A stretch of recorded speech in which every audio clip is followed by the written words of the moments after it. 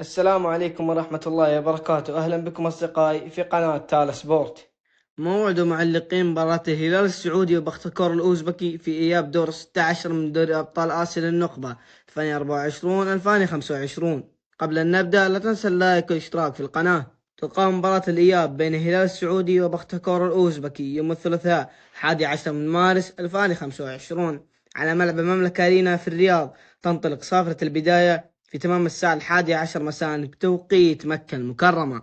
انتهت مباراة الذهاب بفوز بختكور الأوزبكي على الهلال السعودي بهدف دون مقابل.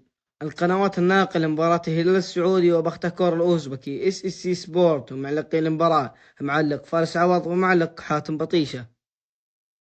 قناة BN سبورت آسيا معلق المباراة علي سعيد الكعبي. قناة الكاس HD ومعلق المباراة سمير معيرفي.